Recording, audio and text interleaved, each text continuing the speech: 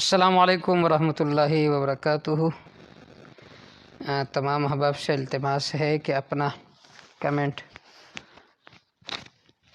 हमारे साथ ज़रूर शरीक करें।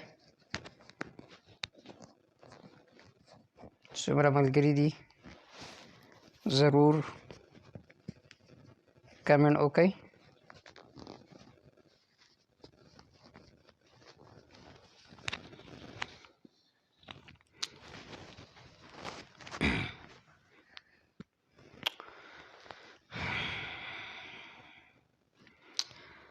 सुमरा मलगरी दी ज़रूर कमेंट ओके और प्रोग्राम की शेयर कई। ढेर ढेर शुक्रिया।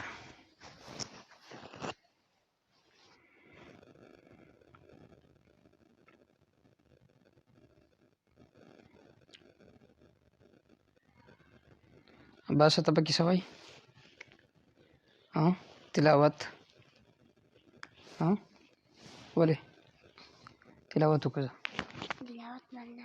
हाँ चीश राजी कलमी राजी कलमी वैसा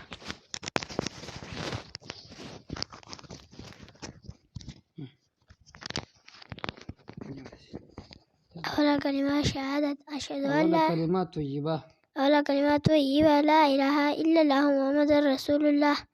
ديما كلمات شهادة أشهد أن لا إله أشهد أن محمدا أشهد عبده أن لا إله إلا الله أشهد أن لا إله إلا الله محمد رسول الله. कलमी से नहीं दिया जिक्र का कलमी से याद मौलाना जुबैर से वालेकुम अस्सलाम वरहमतुल्लाहि वबरकातुह।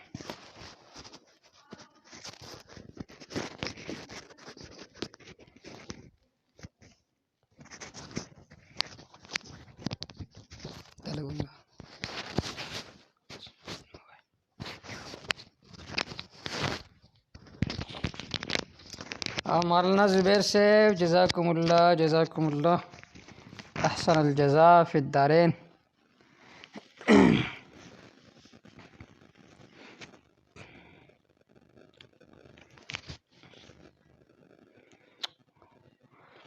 ज़रूर जी दा प्रोग्राम की शेयर कई राब्तम कवरे शे मौलाना जुबैर से राब्त कवरे शे एक लगू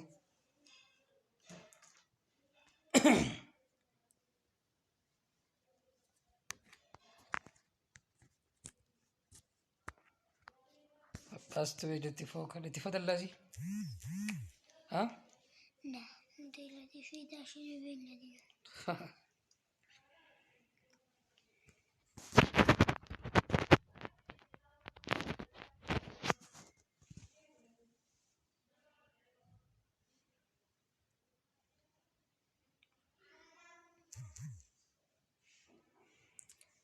څومره ملګري ګوري خپل تعارف مو کوي او ضرور پروګرام کې شیر کوي.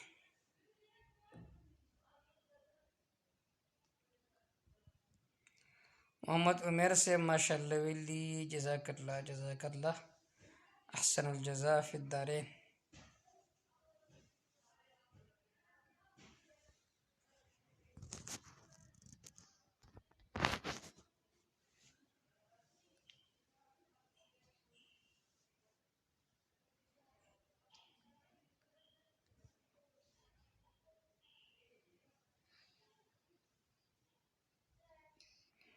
احسان الحق حقانی صاحب جزاک اللہ ډیر ډیر شکریہ. ضرور زموږ دا لایو پروګرام کې شیر کړئ د صدقې جاریه په غرض سره صدقې جاریه په نیت سره کار زما خیال ملاویږي نو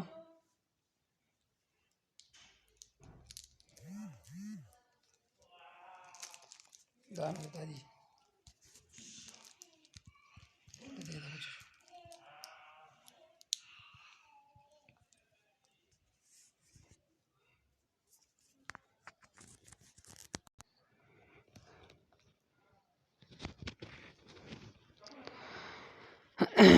ضرور پروګرام مخکې شیر کړئ. تاسو څه شرعي سوال وي ضرور کولی شئ. خپل شرعي سوال تاسو موږ سره شریک کولی شئ.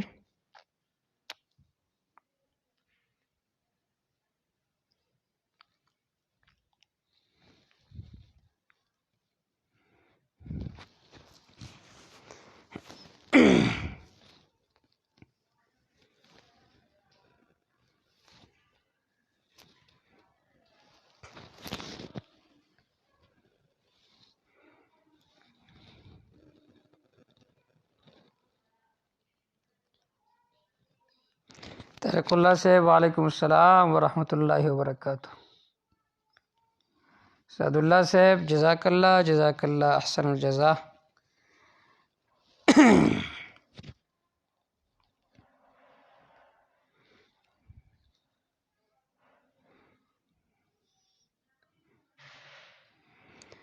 یار تاسو ملګرو کې چا سره چاته معلومات وي بوی میک نو ضرور مونږ ته اطلاع راکړئ. سوات کې کوم ملګري اوسېږي سعد الله صاحب شو یا بل ملګری د سوات وي هغه معلوماتو کې د بوی میک باره کې ضرور مونږ ته پکار دی.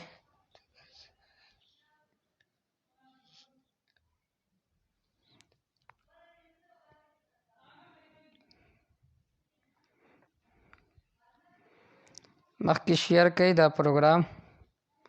ستاسو به ډېره ډېره شکریه وي، ډېره ډېره مننه به وي.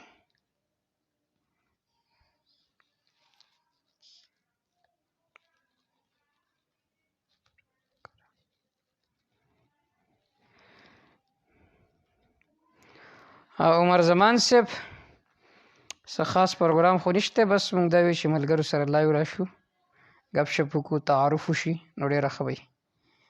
اعجاز الحق صاحب وعلیکم السلام ورحمۃ اللہ وبرکاتہ.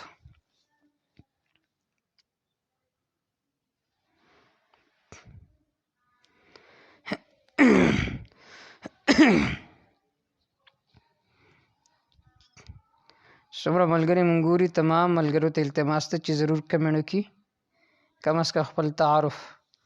حافظ صاحب وعلیکم السلام ورحمۃ اللہ وبرکاتہ. جزاک الله انوار القرآن ماشاءالله جزاکم الله تعالی احسن الجزاء. کالو خان نه مونږ ګوري جزاک الله. پروګرام مخکې شیر کړئ ستاسو به ډېره ډېره منوي، ډېره ډېره شکریه به وي.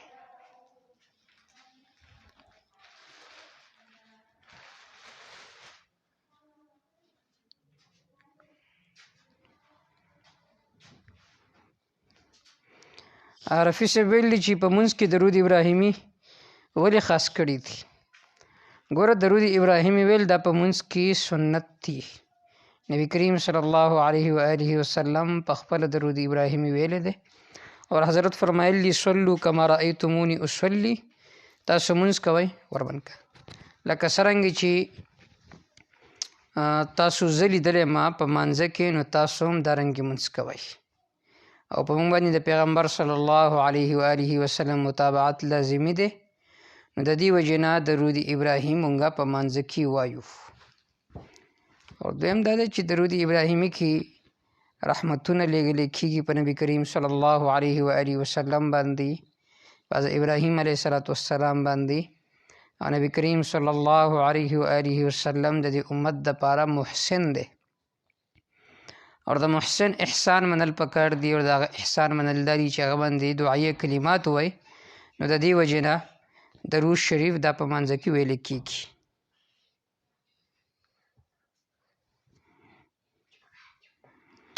اعجاز الحق وایي چې تاسو د کوم ځای جي موږ د شانګلې بشام یو. عمر زمان وایي ماشاءالله ډېره ښه خبره، جزاک الله احسن الجزاء فی الدارین. رفیع الله صاحب دا سپیلنګ دا په اردو کې ولیکئ، اردو رسم الخط وي نو دا به ډېره ښه وي. خبرې مه کوه دلته شي. انشورنس باره کې تاسو ته زه مختصر خبره کومه، باقي دې په باره کې زما تفصیلي کلیپونه شته دی د انشورنس په باره کې. مختصر خبره دا ده چې دا کم انشورنس غلی شه. مختصر خبره دا ده دا کم انشورنس کمپنیانې چې دي چې دې ته په اردو کې بیمه ویلی کېږي، په عربی کې ورته التأمین ویلی کېږي. بیا د دې یو څو قسمونه دي. یو ته ویلی کېږي تأمین الاشیاء، نمبر 2 تأمین الحیات، نمبر 3 تأمین المسئولیہ. تأمین الحیات زندگی کا بیمہ. بعض خلک دا میش بعد قسطوار دا جمع کوي د دې دپاره که سبا بالفرض دا سړی مړ شي نو د هغه بچو ته به دغه رقم میلاویږي په غټ حساب سره، دې ته ویل کېږي تأمین الحیات. دویم نمبر باندې دی تأمین الاشیاء. تأمین الاشیاء دې ته ویل شي دا غټ کاروباري خلک چې دي نو دوی خامخه بیمه کوي، که سبا دوی باندې څه تاوان راشي غبن راشي نو به دغه کمپنی چې ده دغه تاوان پوره کوي، دې ته ویل کېږي تأمین الاشیاء. نمبر 3 تأمین المسؤولیه. تأمین المسؤولیه دې ته ویل کېږي بهر ممالکو کې چې ته ګاډی چلای نو د هغې مخکې بیمه کوي. که چېرته ته د خپل ګاډي بیمه ونه کړه سرکاري طور باندې اور ته په لاره کې ونیولې او تا سره هغه کارډ موجود نه و نو باقاعده تا به جرمانه کوي په غټه سطحه باندې. اوس دا کومه بیمه چې ده دا جایز ده که ناجایز ده؟ ګوره په بیمه کې یو دی غرر. غرر ویل کېږي غیر یقیني صورت. غیر یقیني صورت دې ته ویل کېږي غرر. اور دویم په دې کې ګناه دی د سود. سود په دې کې موجود دی. نو د دې وجې نه علماو دې ته ناجایز ویل دي او حرام ویل دي چې ځان بیمه کول دا ناجایز او حرام دي. البته یو د جبري بیمه، نو جبري بیمه چې ده د هغې ګناه هغه سرکاري ادارې ته به میلاویږي، دې سړي ته به نه میلاویږي. اور چې کله دته د هغې هغه منافع میلاوه شي نو دې ته پکار ده چې د صدقه کې بنیت اسقاط نه بنیت ثواب. البته په دې زمانه کې یو بل شیز دی چې هغې ته تکافل ویلی کېږي. آیا تکافل جایز دی که نه؟ نو شیخ الاسلام مفتی تقی عثماني صاحب حفظه الله تعالی ورعاه هغوی خو د جواز قول کړی دی، اور بل طرف ته کثیر علما دې طرف ته دي چې دغه کم تکافل دی دې کې اور په بیمه کې هیڅ فرق نشته، صرف د الفاظو فرق دی. دوی صرف دغه تکافل ته وایي چې دا یو چنده پول دی، مونږ دوی له چنده ورکوو، دا شخص قانوني دی، دی مونږ مالک جوړ کړی دی اور دی به دغه پیسې صرف کوي تقسیموي په خپل شریک هولډرز باندې.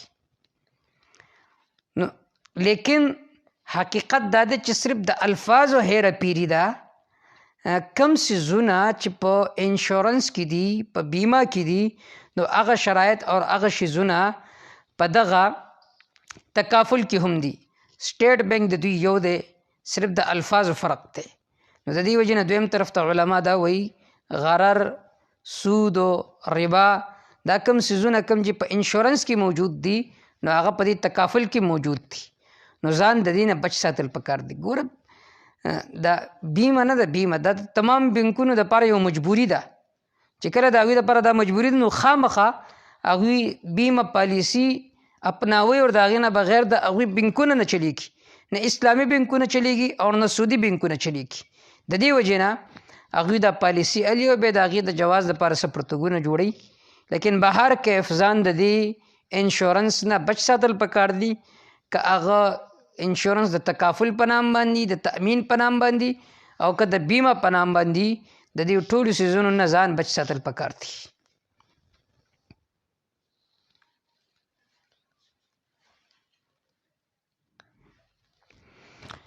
محمد زبیر صاحب نے یہ سوال کیا ہے اگر عقیقہ 7ویں دن نہ کیا جائے تو کب کرنا چاہیے؟ الجواب مسنون تو یہ ہے، کامل سنت تو یہ ہے کہ 7ویں دن ہی عقیقہ کیا جائے. لیکن اگر کسی نے 7ویں دن عقیقہ نہیں کیا کسی مجبوری کی بنا پر تو پھر طاق عدد کا خیال رکھنا چاہیے. طاق عدد جو ایک دوسرے پر تقسیم نہیں ہو سکتا، مثلا 11 تاریخ پر عقیقہ کرے، 13 تاریخ پر کرے، تو اسی طرح طاق عدد میں وہ پھر عقیقہ کرے تو انشاءاللہ سنت ادا ہو جائے گا. واللہ تعالی اعلم بالصواب. دغه زکریا دی خورش دلته اخ طرف باندې دی راوړه.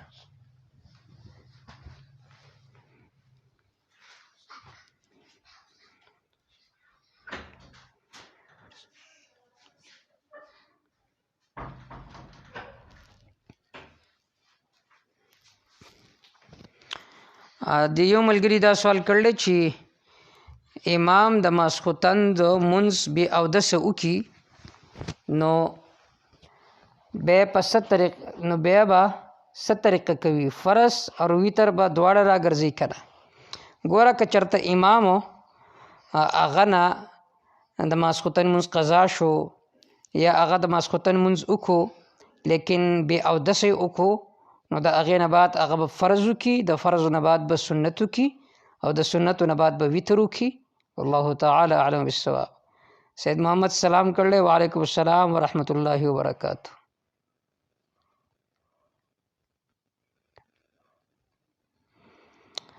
ضیاء الحق سے وی چې نظر په خپله او کور والا باندې خوړی شي که نه. الجواب که یو سړي نظر منلی نظر نو د نظر پوره کول واجب دي. قرآن کې الله فرمایي ولیوفو نذورهم، په کار ده چې دا خلک خپل نظرونه خپل منتونه دا پوره کړي. او د نظر پوره کول واجب دي، لازمي دي. او فقهاو د دې تصریح کړله چې د نظر مصرف هغه دی کم چې د زکات مصرف دی. نو زکات په خپل انسان نشي خوړی او خپل کور والو له نشي ورکولی، نو د نظر سیزونه دا په خپل هم دی نشي خوړی او خپل کور والا هم نشي ورکولی، بلکې هغه چاله ورکولی شي په چا باندې چې زکات کیږي. والله تعالی اعلم بالصواب. انجینیر صاحب سلام کړلی، وعلیکم السلام. وی بیخي پته دی نه لګي، پته خو زمونږ لګي لیکن ستاسو نه لګي جی. سعودي ته ورسېدی اور پته دی نه لګېده. اسماعیل صاحب وی تاسو د کوم ځای؟ موږ د شانګله بشام یو جی.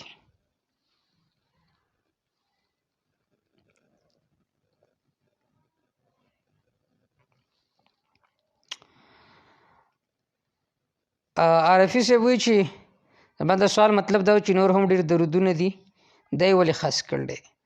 نو د دې جواب خو آسان دی. تاسو د درود ابراهیم کلماتو باندې غور وکئ، کم جامعیت چې په درود ابراهیمي کې دی نو هغه په بل درود کې نشته دی. او دویم دا دی چې شرعي احکام چې دي په هغې کې علتونه تلاش کول او حکمتونه تلاش کول موږ د دې مکلف نه یو. بس کم شیزونه چې څرنګې ثابت وي بس په هغې باندې هغه شانتې عمل کول دا دین دی او د دین اتباع ده. ها که حکمت معلوم شي علت معلوم شي ښه خبره ده، بده خبره نه ده، لیکن د دین اسلام د احکامو بنا دا په عللو باندې نه ده، په حکمتونو باندې نه ده. ارمانی صاحب سلام کړلی، وعلیکم السلام ورحمت الله وبرکاتہ. ابو صاحب وی زما جواب ونه شو، دوباره تاسو کمنټ کې چې تاسو سوالو. اسماعیل صاحب د کوم ځای نه فارغ دی؟ د جامع الرشید کراچۍ نه فارغ و چې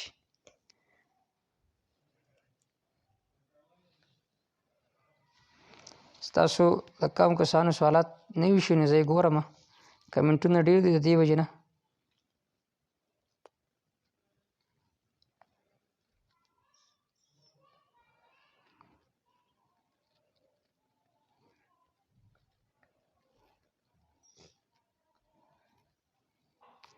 یو سړی خپل ورور ته وایي که ماته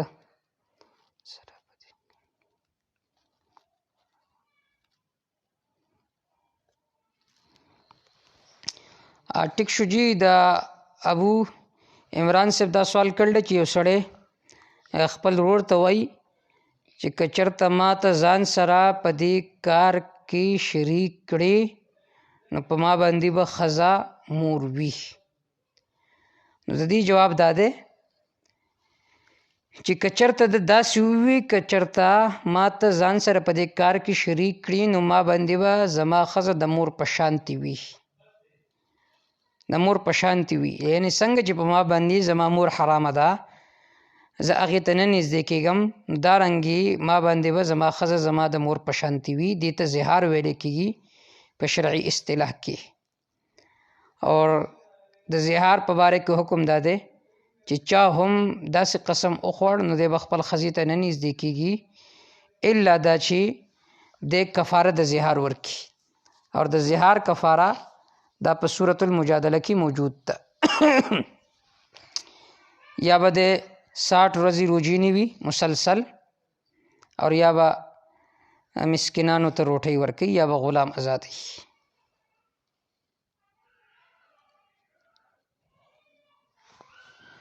محمد اسماعیل سے وی چې دویم رکعت نه د پاسېدو په وخت کې بسم الله ویل پکار دی کنا پوره وضاحت وکړي.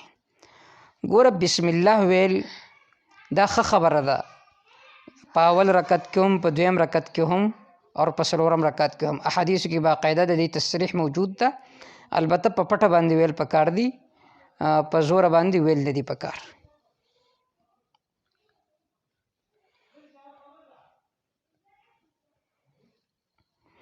رفیع الله حقیار وی بل فعله کبیرهم په ځای باندې یو سړي بل فعلت وي نو مونځ کېږي که نه کېږي. الجواب د دې په باره کې دا قاعده ذهن کې کېدی په قرآن مجید کې هغه غلطي چې په هغې سره کفر لازمیږي نو په هغې سره مونځ فاسدېږي.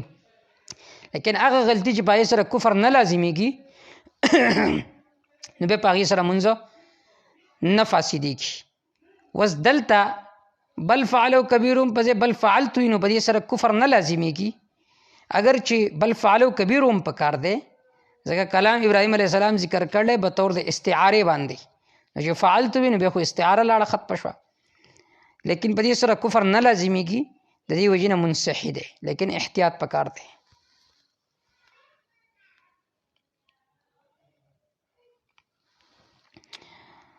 ابو اسامه صاحب دا سوال کړل چې په سفر کې یو سړی مونځ د 2 رکعتو په ځای 4 رکعتو کی نو دا مونځ به راګرځي که به نه راګرځي.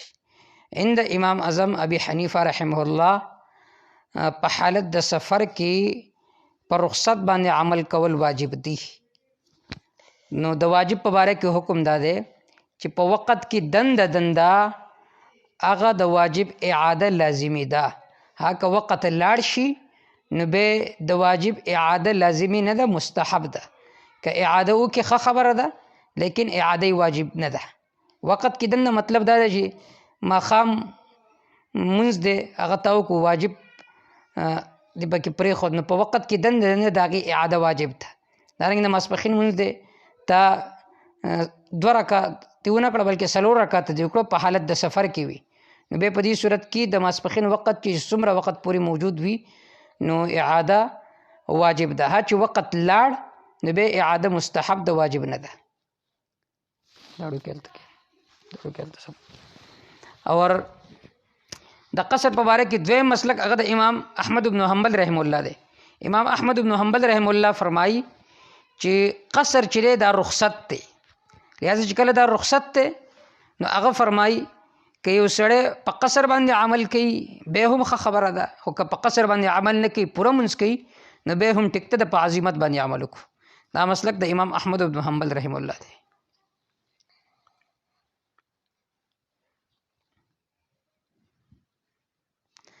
قاسم بن حمزه وی څنګه حال؟ الحمدلله جی ستاسو دعا ده. محمد اسماعیل وی د ګیرې حد په اسلام کې څومره دی؟ ګوره دا خو یو تفصیلي بحث دی لیکن مختصر به ستاسو وړاندې دا ذکر کما. حدیث پاک کې راځي جناب رسول الله صلی الله علیه وسلم فرمایي خالف المشرکین، د مشرکین مخالفت کوي. او به فرمایل اعف اللحا، تاسو ګیرې غټې کوي اور برید چې دا واړه کوي او برید کټ کولو کې مبالغه مقصود ده. اوس دلته دا ذکر نشته دی چې څومره غټې کړو، قبضه پکار ده یا د قبضې نه زیاته پکار ده. لیکن ابن عمر رضی الله تعالی په باره کې راځي چې کم به اضافي و د قبضې نه زیات و هغه به هغه په قنجې سره برابرول. نو کم از کم قبضه شرط دی چې په موټي کې راځي او د دې نه غټ انسان پرېږدي نو ښه خبره ده، بهتره خبره ده.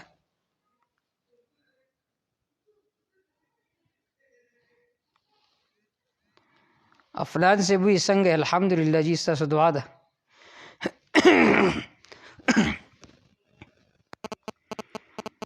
پروګرام مخکې شیر کړئ صدقه جاریه په غرض سره او نیت سره.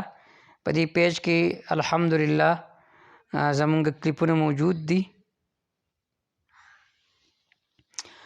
د یو ملګري د بریتو متعلق تپوس کړل چې بریتو څه حکم دی، نو د هغې ما مختصر ذکر کړو چې حدیث پاک کې راځي جناب رسول الله صلی الله علیه و آله وسلم فرمایي چې 10 من الفطره چې 10 څیزونه داسې دي چې هغه د فطرت دي، او یو پکې دا ذکر کول چې ګیره غټه پرېښودل، وقص الشوارب او برید دا کټ کول.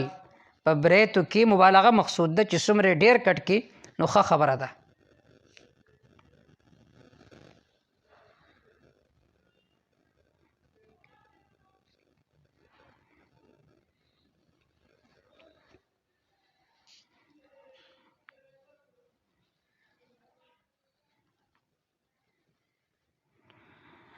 جزاکم الله ابو سیف، ډېر شکریہ. عمر خان سے ویلی ماشاء الله جزاکم الله تعالی احسن الجزاء فی الدارین. رفیع الله حقیار سے ویلی چې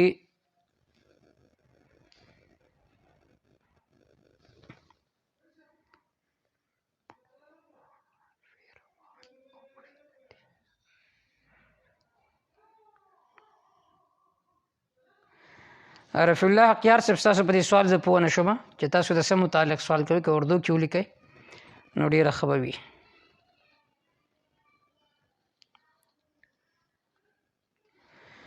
قاسم بن حمزه سوال کړی چې مفتی صاحب اوبه په ولاړه باندې څښل څه حکم لري؟ الجواب د نبی کریم صلی الله علیه و آله وسلم عام معمول دا نبی کریم صلی الله علیه و آله وسلم په ناسته باندې اوبه څښلي. البته کله کله که انسان په ولاړه باندې اوبوس کی نو بالکل جایز دی، ګناه نه ده. حدیث پاک کې راځي علی رضی الله تعالی عنہ باقاعده په ولاړه باندې اوبوس کړي، او بل روایت کې راځي یو صحابي په ولاړه باندې اوبوس کړي، او فرمایل چې با نبی کریم صلی الله علیه وسلم داسې لیدل چې په ولاړه باندې اوبس کړي. نو عام معمول خدای چې په ناسته باندې اوبس کول پکار دي، خو کله کله په ولاړه باندې انسان اوبس کلی شي که ضرورت وي. دارنګې پیشاب کول حکم داره چې په ناسته باندې وسارو کی، لیکن چې کله ضرورت وي سخت مجبوری وي نو په ولاړه باندې پیشاب کولی شي. دارنګې د اوبو حکم دا دی. دا پاک قطر والا بار بار دا میسجونه را لیږي نو دې کې د ملګرو دا کمنټونه غایب کیږي. برای کرم بس ډېر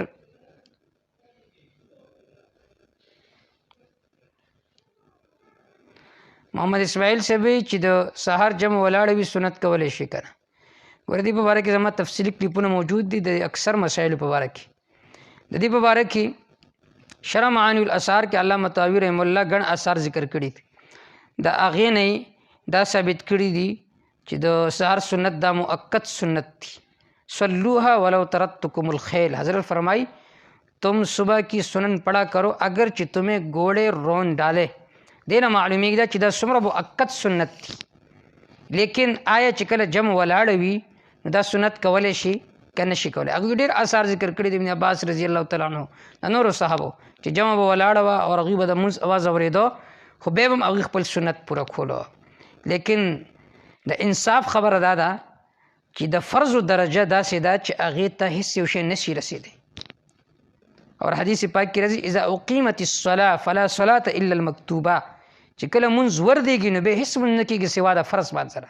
دا عام دي، په دې کې تخصیص نشته دی، او د تخصیص دپاره شرعي دلیل درکار دی. او کم روایات چې په طحاوي کې موجود دي هغه ټولو باندې کلام دی. نو لہٰذا د دې په بنا باندې چې کله د سحر جمع ولاړه وي نو انسان له پکار دی چې په جمع کې دې شریک شي، او دا سنن دی بیا د اشراق په ټیم کې وکړي. والله تعالی اعلم بالصواب.